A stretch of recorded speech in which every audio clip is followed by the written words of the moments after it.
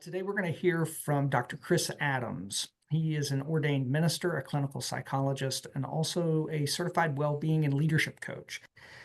So Chris specializes in the well-being of ministerial students, clergy, and their families. Chris serves as a professor, a chaplain, and also the executive director of the Mental Health and the Church Initiative at Biola's Rosemead Graduate School of Psychology. Today, he'll be discussing the important topic of clergy coaching. So to get things started, I'll just say welcome, Chris. We look forward to your presentation. Thank you so much, Thad. That was way too long of an introduction, but you're gracious. Thank you. Great to see everyone. Honored to be with you. And it's been such a joy in my own life to have been part of Common Table now since it started, and just so overjoyed to be with you and talk about something I've become passionate about over the years. And I'm a third generation pastor's kid. I've been in pastoral roles of different kinds. And then the path the Lord had for me was to become a psychologist, specializing in working with clergy and ministry leaders. And I started to get interested in coaching, even though I'm trained pastoral care and counseling and as a psychotherapist, because I found myself in what I realized eventually were coaching conversations with a lot of clergy. They tend to not refer themselves to therapy, spiritual direction, et cetera, even though they'd refer just about everybody else in their life. But having an executive leadership coach is kind of what the cool, important kids do. And so I found that I could sneak in the back door in some ways, both to do a lot of preventative work and try to help go upstream from the crises. And I know you all on the call, I'm sure, have gotten those phone calls too. As well as coach people into other forms of care when that's needed. And coaching, I found, serves as a really great bridge to more intensive forms of therapy when that's needed. So I did a kind of a dive into what is coaching. It's kind of a thing that has evolved and is developing as its own field. And so I wanted to define that and talk about what we know thus far from the research on the efficacy of coaching. And then we'll take a little short break and then for discussion, and then we'll talk more specifically about what we know about coaching clergy in particular. So to start with the definition, I use the one here in this presentation from the International Coaching Federation, which is the global standard, probably the one or one of the top ones in the world. And they define coaching as this: partnering with clients in a thought-provoking and creative process that inspires them to maximize their personal and professional potential. One of the metaphors that we use in the coach training that I'm a part of is to talk about the difference between coaching and therapy in this way, that therapy is more about archaeology. You're wanting to go into the past and provide reparative experiences and healing for past trauma and loss, those sorts of things. Coaching is really more present and future focused. So it's more architecture. You're more wanting to build and help people set goals, and it's much more directive often than therapy would be, helping pull answers and solutions out of people that are already there. You're just a thought partner to help guide the conversation.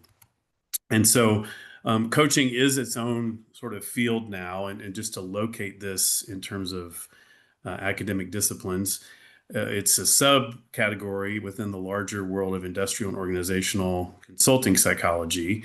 There is a field now of coaching psychology that is really blossoming in terms of research and practice all over the world. And within that, there is life coaching, which includes positive psychology coaching. And that's probably one of the leading edges of what's growing when we talk about human flourishing and how do we help people live into what we know now from research helps everyone flourish.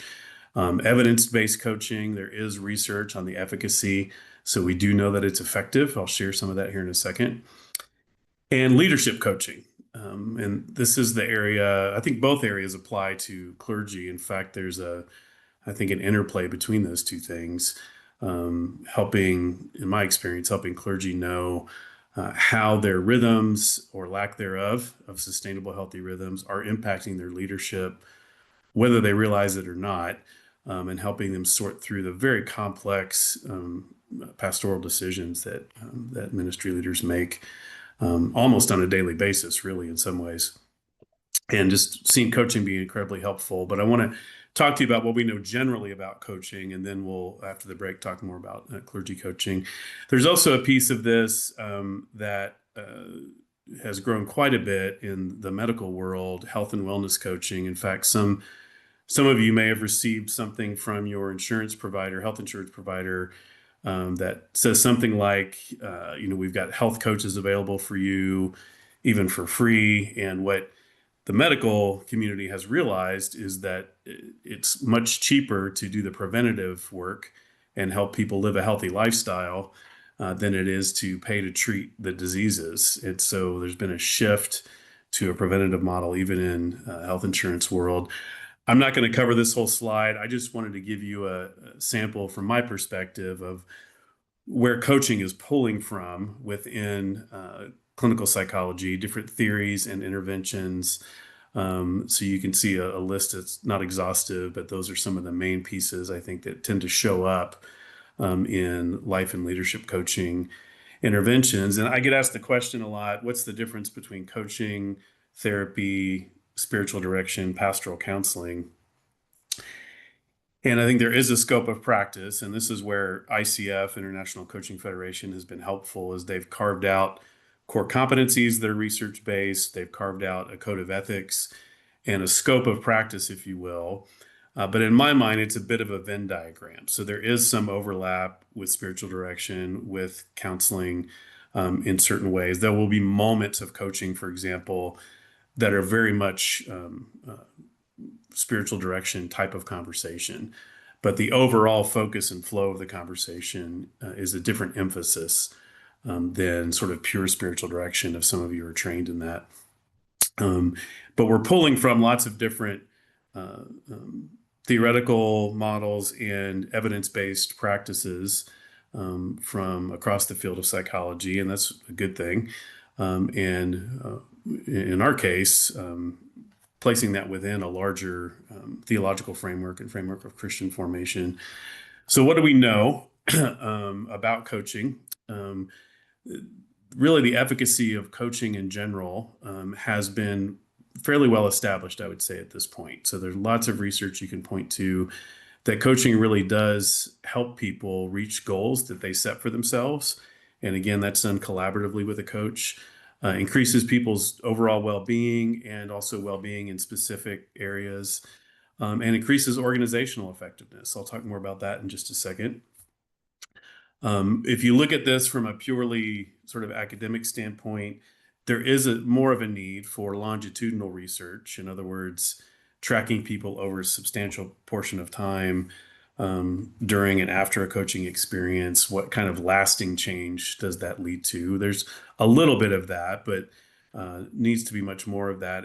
That kind of research is challenging because it's very expensive to do and takes a long time.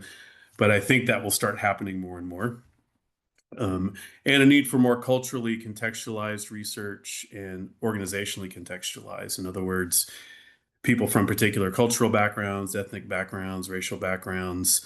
What are the important nuanced differences for different populations and within certain kinds of organizations? So, for example, in our case, there might be some differences in how you might go about this in a faith-based organization or church or denomination versus a for-profit corporate kind of context. There'll be some similarities, but also some differences.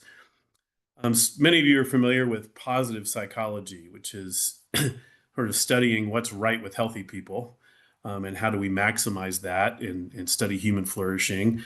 I would just point you toward the release of I think this week even, some fascinating results from the Human Flourishing Project, which is at Baylor and Harvard.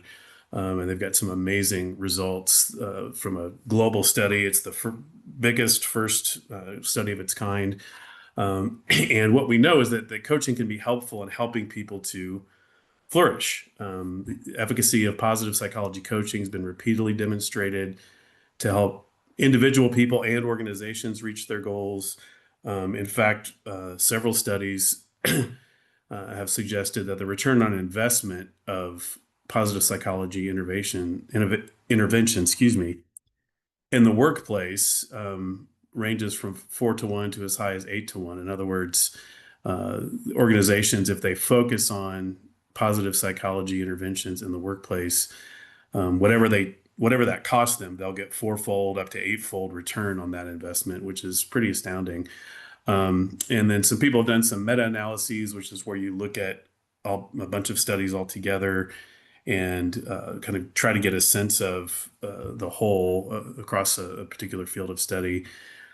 And meta-analyses have demonstrated that these categories of interventions increase well-being of people at work. Physical interventions, ergonomic, which of course is, have you set up your workplace to not give you back problems and neck problems and carpal tunnel syndrome and all those kinds of things.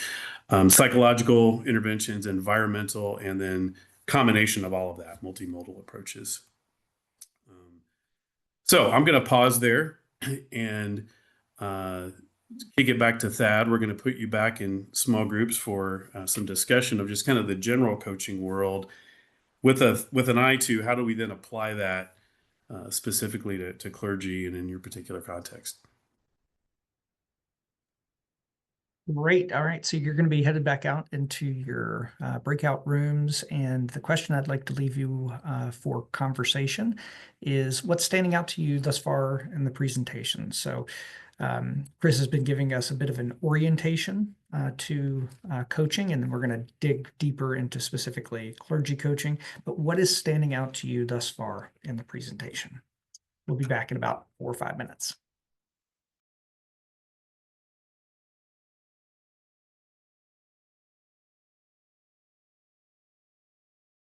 Number of years ago, I was working with my coach, whose name is Vic. He's an amazing man and been super helpful. And I was complaining, whining, kind of bemoaning the fact that I had yet again overcommitted myself and was stressed because I had too much going on and deadlines and so forth. And we were on Zoom and he said, do me a favor, pull up your calendar and share your screen. So I did. And he said, what do you see there?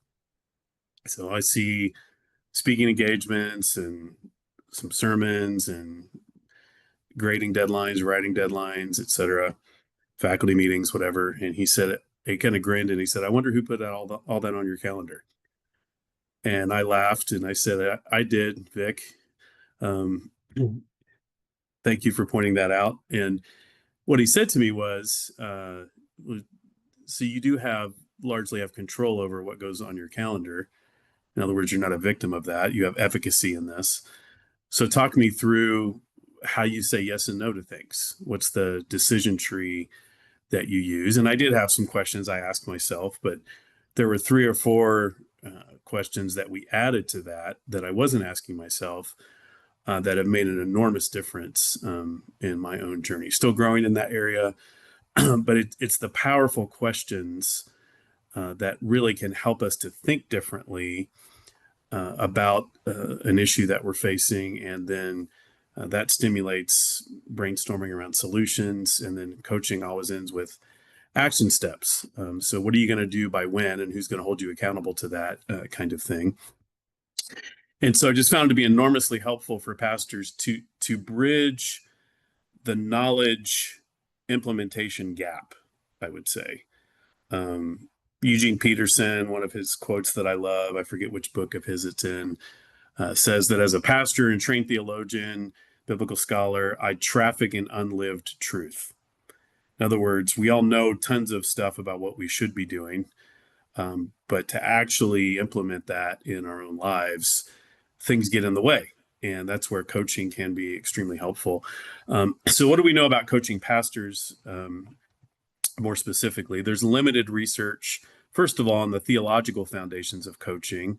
I think there are lots of places we could go to unpack different passages of Scripture, both Old and New Testament, that might give us some foundation for that. So there's some about that, but I would, sort of commission all of you to think about writing about that. There's limited research on the efficacy of coaching with clergy in particular. And most of what exists at this point is theoretical and qualitative, which doesn't mean it's not valuable. Of course, that's extremely valuable. But in terms of actual empirical research that says, yes, we're moving the needle in some way with respect to well-being or leadership effectiveness or whatever it is, the research that does exist suggests that coaching with pastors does increase their self-awareness and their personal and professional fulfillment within the ministry. And that's a big deal in my mind. That self-awareness piece is huge in terms of leading to more healthy and effective ministry outcomes.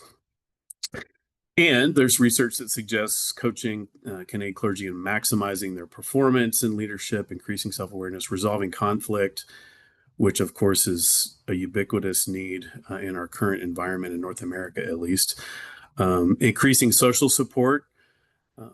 Pastors can tend to get isolated and participate in creating that unknowingly at times. And so coaching can help them reduce that isolation and enhance leadership effectiveness, which of course is for the sake of the church, for the sake of the church's mission in the world. So in practice, I just wanted to give you a sense of kind of the overall coaching world. What ICF suggests is there are probably about 300,000 active certified coaches in the world at any given moment, but growing exponentially. Most of those coaches are part-time. In other words, they do coaching like 8 to 10 hours a week. There, of course, are people that coach full-time and do that and love it. But the majority of folks are part-time, and the majority of coaches are women globally, which is just interesting, I think, to note. However, this is my observation, particularly in the helping pastors world, and this is one of the points of Thad's book. If you haven't read it, I encourage you to look at that, the Clergy Care book, that we can do a lot of stuff to help pastors that we think is helpful, but it's not really regulated or informed by scholarship and best practice. And coaching, in my experience, is kind of a wild, wild west of unregulated quality. I mean, literally anybody can put up a website, call themselves a life coach with zero credentials of any kind in any relevant field. And nobody's going to, regulate that or monitor that. So we want to think carefully about qualifications, scope of practice, especially when we're trying to help pastors. There's a lot of well-intentioned stuff in this clergy coaching space. But I think we want to think toward what do we know from rigorous scientific research and deep theological reflection and best practice. At least that I've been able to identify in my staff, only about a half a dozen clergy coaching organizations have any kind of accreditation like by ICF or some kind of body that is asking for standards of some kind. And very few clergy coaching organizations actually research their own efficacy. Again, in part because that is very time-consuming and expensive to do, but I think important to do. So we need to do more of that. And then affordability and accessibility continue to be challenges for clergy. If last I read, somewhere in the neighborhood of 90% of churches are under 100 people in the United States. Most pastors don't have money for a $250 an hour leadership coach. And so finding ways for that to be subsidized, or group coaching, which is inherently valuable for clergy. We know that from research. When they're with a community of practice, that's facilitated well. It's also much cheaper to pay $10, $15 a session to be part of a group than the full individual coaching fee. But we need to figure out how do we make it accessible and affordable and then sustainable on the coach's end of things.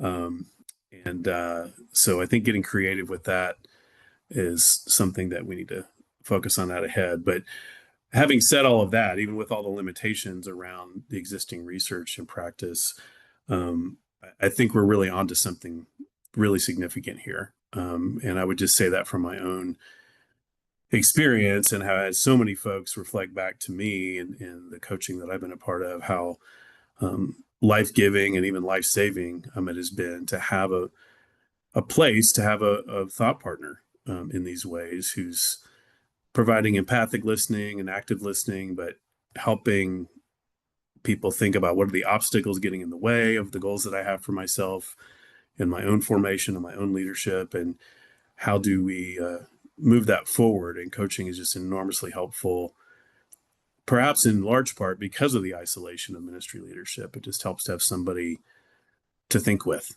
who gets it. So with that, I'll turn it back over to you. Wonderful. All right, so I'm going to bring Tammy Cessna into the conversation. Tammy is the Director of Alumni and Church Relations at Asbury Theological Seminary, has a passion for this particular area of clergy coaching. We've been dreaming about some things related to it. And so she's going to be moderating a good bit of our conversation and Q&A with Chris. I'll jump back in when we're at time. But Tammy, let me turn things over to you and what's on your mind, and then we can turn it over to everyone else. So if you haven't had a chance already, pop a question in the chat, use the raise hand function, we'll call on you. Tammy, on to you. Yeah, I prefer you guys go ahead and write the chat. I'm on my phone, so I can see that better if you have questions. What's on my mind? I think one of the things that we hit there at the end is the affordability and the accessibility. I know a lot of my alums can't, afford coaching for $250 an hour. So I would love to hear what others have done to try to make this more accessible. What's working for you? What's not working for you? I'd like to open the conversation with that, if we could start there. That's great. Chris, you want to start, and then we can call on anyone here Sure. as well. No, it's a great question. I think the couple of things, but beyond the group coaching piece that I mentioned, I've seen some models where the pensions and benefits branch of a denomination is willing to subsidize or pay for group and individual coaching because they recognize, again, the value of the preventative work. And I do think, this is a little caveat, but I do think it's important for the individual pastors to pay at least something. Similar to therapy, if they just have a little bit of skin in the game, so to speak, I think it's more motivating to show up and actually engage the process well. But other models split the cost between pastor, the congregation, and the denomination, maybe like third, a third kind of a thing. So I've seen that, and then grant funding sometimes can subsidize. Those are the things that I've seen, but there's no, still, I think we got to come up with some other creative models here for sure. Does anybody else have anything to share on that that's working for you? Lisa, feel free. Yeah, I'll just share quickly. I do some coaching with clergy wives in particular, and what a couple of things that I've seen work is similar to what Dr. Adams just said.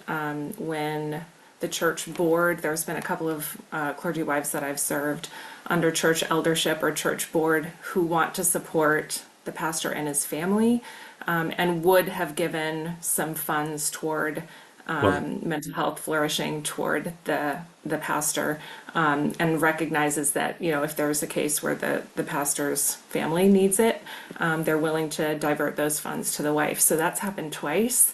I don't charge $250 an hour, but it's not insignificant, my rate. So yeah, that's one thing I've seen work, and that's been a beautiful affirmation to the clergy wife that she matters to her church, which has been great. And then me personally, I know other coaches that do this kind of thing as well. I reserve one spot every quarter to be a pay what you can scholarship spot, and I've had multiple occasions where the people who have taken advantage of that and used it are clergy or clergy wives. So yeah. Thank you. Anyone else have anything to add?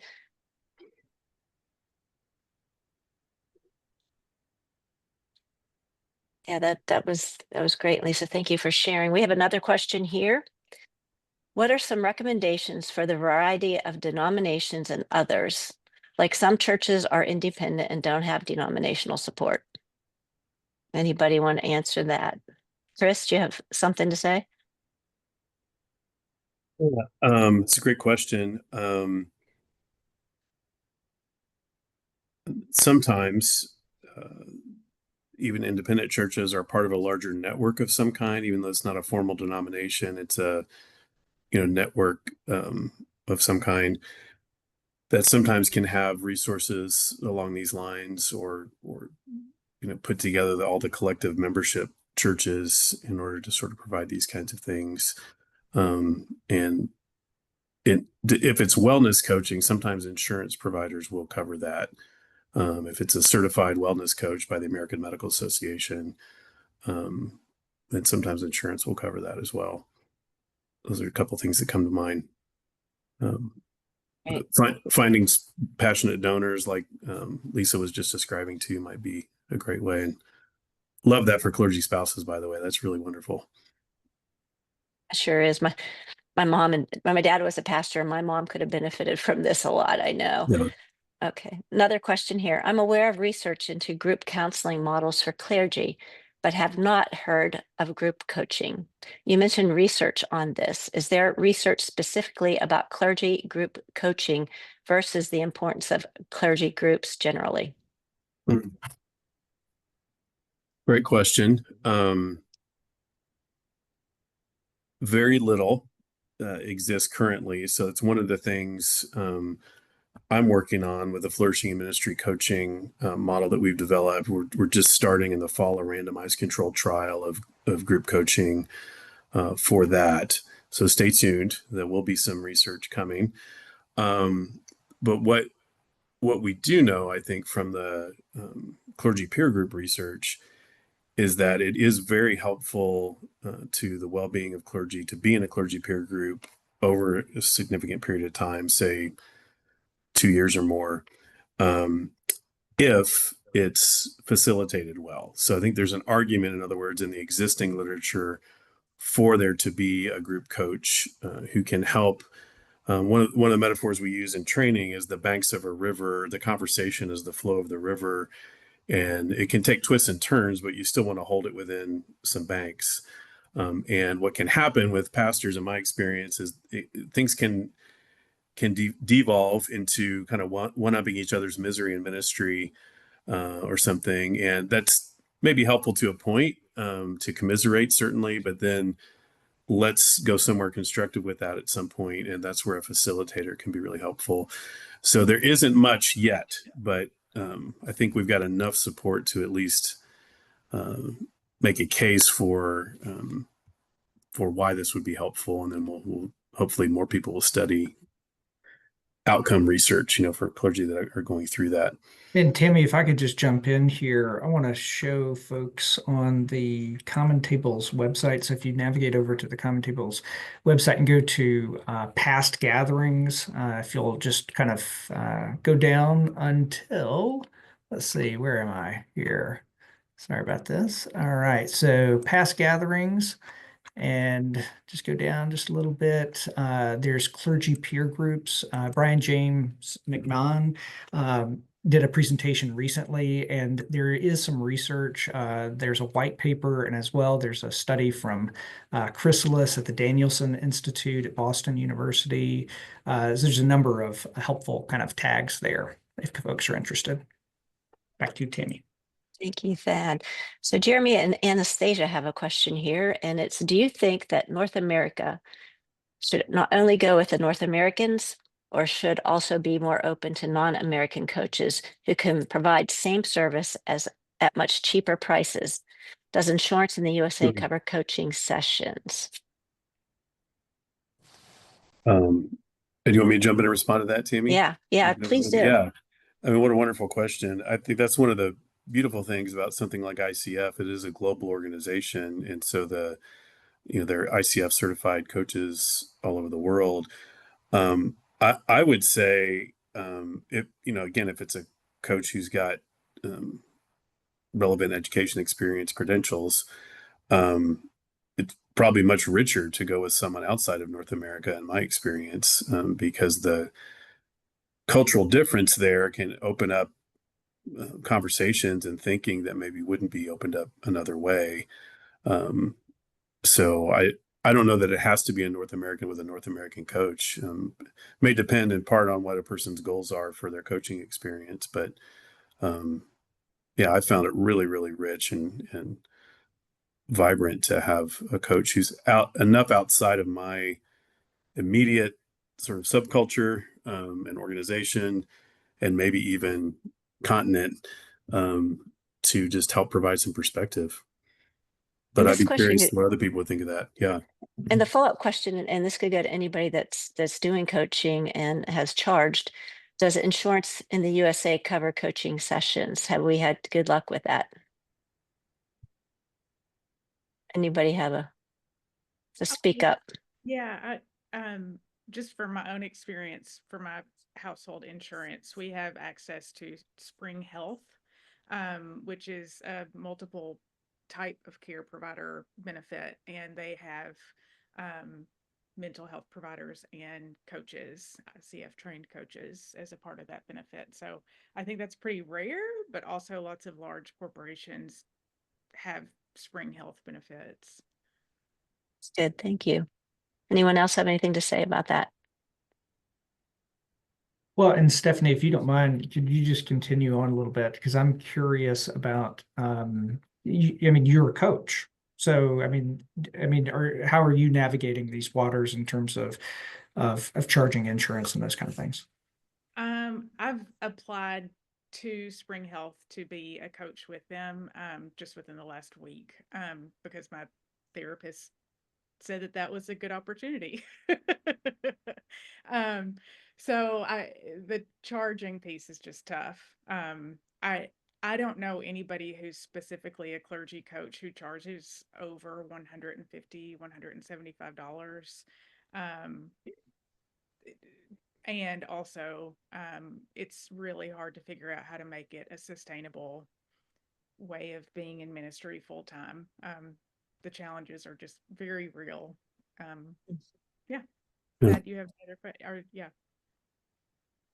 That I was just going to insert a comment that your comments made me think of. I was meeting recently with a guy who's kind of straddled coaching pastors and often really large church pastors, and then also corporate leaders. And we were talking about some of how the economics work, especially in a corporate context. And it's not unusual, for coaches who work with corporate CEOs to charge $1,500, $2,500, even $5,000 an hour, which is kind of mind-boggling to me, having grown up digging through the couch for change, to pay for ministry stuff, for the same exact thing that you all would do. Now, you're not going to charge that to a ministry leader, but I asked him, as a compare and contrast coaching corporate CEOs versus coaching pastors, and he said, just instantly said, coaching CEOs is easier,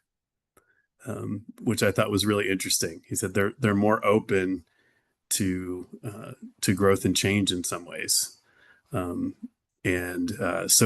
that the other thing I think we have to think about, even when doing reduced fees, is, which of course we want to do because we know pastors aren't, getting crazy rich, is also think about the value of what you're providing. In another context, it would be, you could charge exponentially higher rates for the same exact service. And so we don't want, sometimes in ministry circles, we can sort of undervalue that too. And so there's some sort of happy medium there, perhaps. All right, next question. Could you talk more about the distinction between spiritual direction and coaching, Chris? Happy to. I feel like I'm sharing a lot. Anybody else want to take a crack at that before I share my response? We've got a panel of experts here on the call.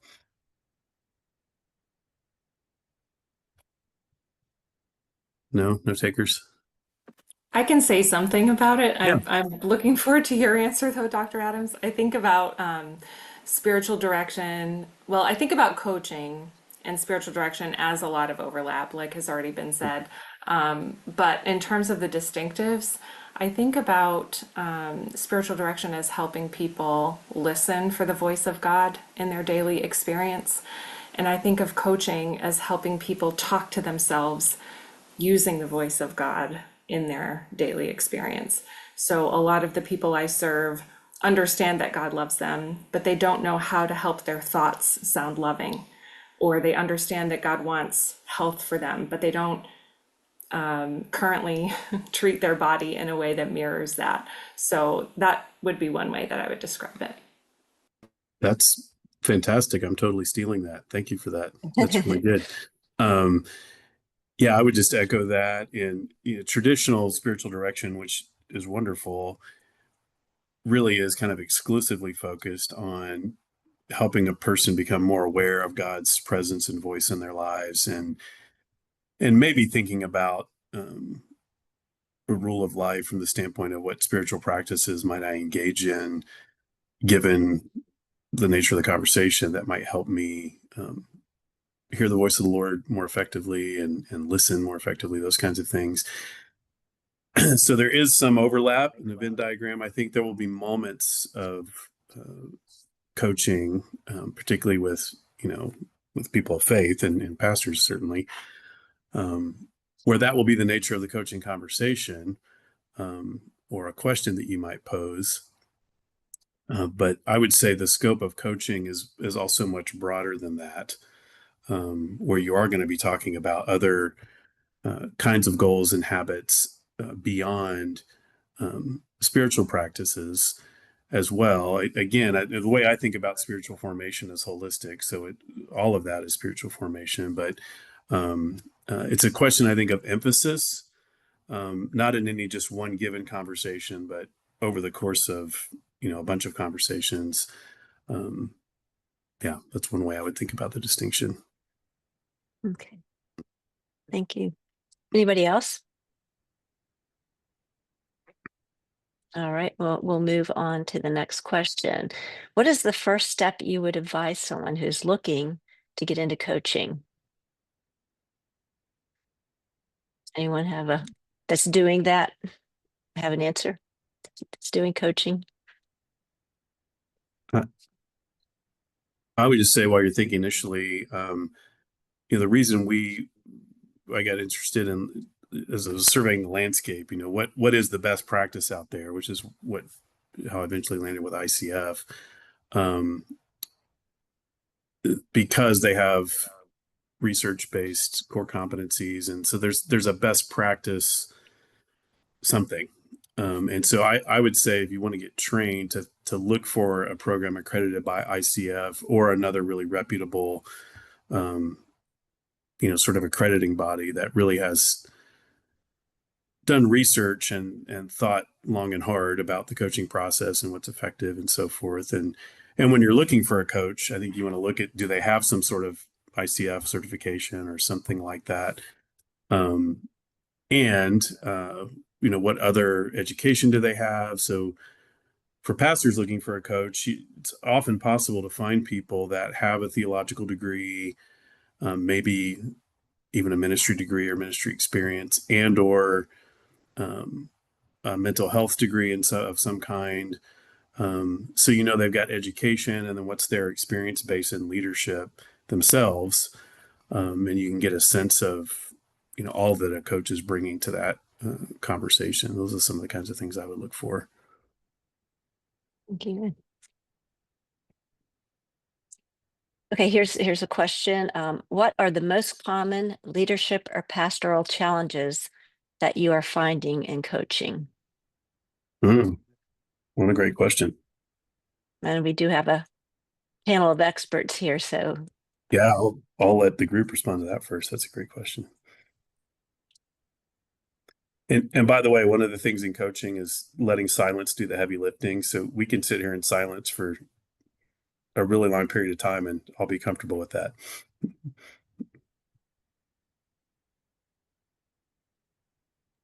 Any of you who are involved in coaching, feel free to just come off mute and we'll recognize you.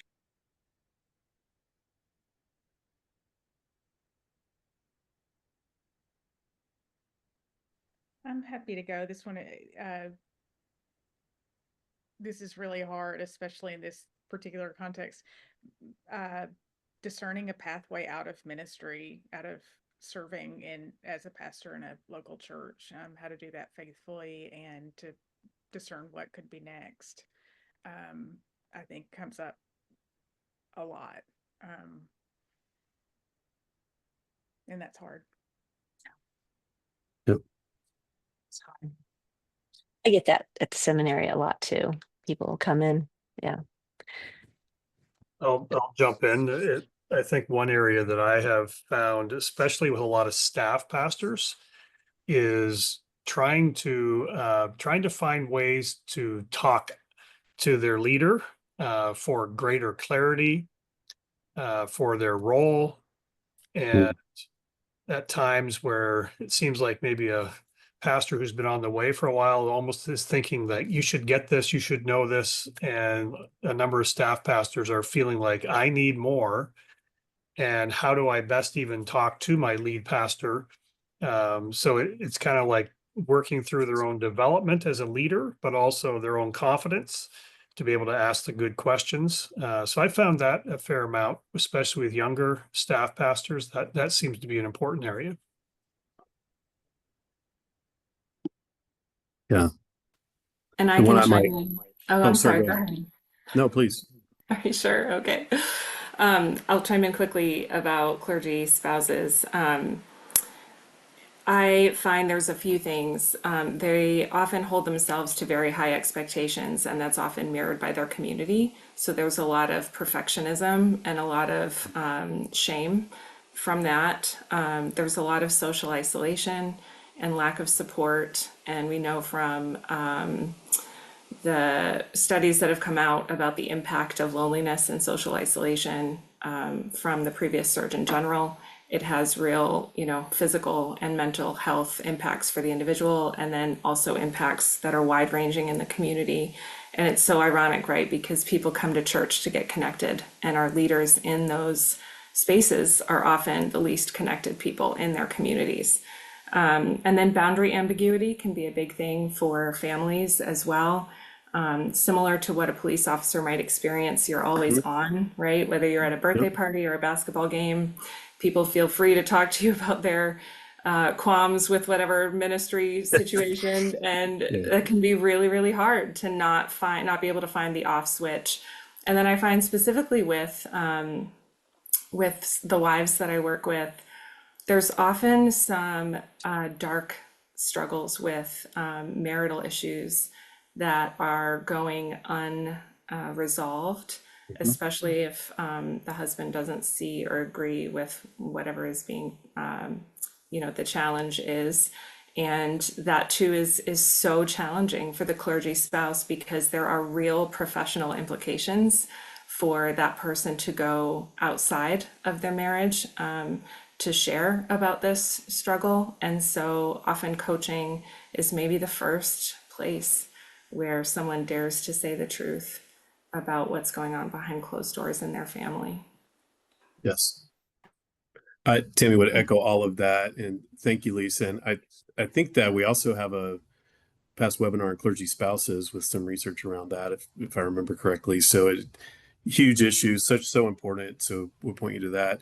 The one I might add that's been very frequent in my experience, really during and after COVID, more than ever, is conflict, and kind of coaching pastors through navigating conflict and the kind of the cumulative conflict fatigue that can happen, as well as even, I'm convinced at this point, there's a form of sort of leadership trauma that pastors experience, relational trauma at times. And so a trauma-informed kind of coaching, but also knowing pastors are exposed to trauma regularly. They're first responders as well. So the impact of being there when other people go through horrific things is also something that tends to show up in coaching. Sometimes that needs a referral to therapy. But again, I found that coaching is a great bridge to that, particularly if people have a trauma history that gets activated by the trauma of ministry. Sometimes they need to be in therapy for a while to work through that. Well, thank you all so much for joining us today. And let me just go ahead and point your direction to on our website, the upcoming gatherings page on May 22nd. We're going to be hearing from Nathan West from University of Alaska and also Travis Webster from Healthy Seminary and Healthy Church. They and a team have been doing extensive literature review work, specifically on the topic of clergy mental health. And so they're synthesizing those findings. And so instead of just presenting one study, they're going to present the overall, like, what do we know about clergy mental health? I'm anticipating it's going to be a really great session. And so I'll just pop into the chat the link where you can find out more about it and hopefully be able to join us. Thank you all so much for being with us today, and we hope you have a wonderful weekend.